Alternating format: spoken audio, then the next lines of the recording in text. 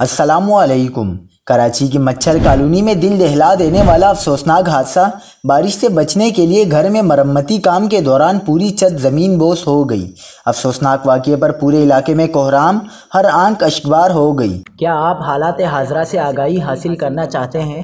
خبر کے پیچھے چھپے اصل حقائق جاننا چاہتے ہیں تو ابھی سبسکرائب کیجئے جلمل پاکستان کو اور ساتھ ہی گھنٹی کے نشان پر کلک کر دیں۔ آپ کو بتاتے چلیں کہ کراچی کے علاقے کیماڑی مچھر کالونی میں مرمتی کام کے دوران مکان کی چھت گرنے سے ماں بیٹی سمیت 3 خواتین جاں بحق ہو گئیں۔ جاں بحق خواتین میں 30 سالہ رشیدہ اور 2 بیٹیاں 14 سالہ آمنہ اور 18 سالہ یاسمین شامل ہیں۔ جاں بحق خاتون کے شوہر کے مطابق مرمتی کام کے باعث چھت پر اضافی وزن رکھا گیا۔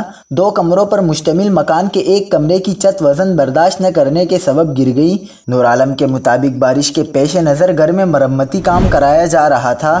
چھت گرنے کا افسوسناک واقعہ مچھر کالونی میں بابری مسجد کے قریب پیش آیا۔ متاثرہ مکان ڈاکٹر نور عالم کی ملکیت ہے۔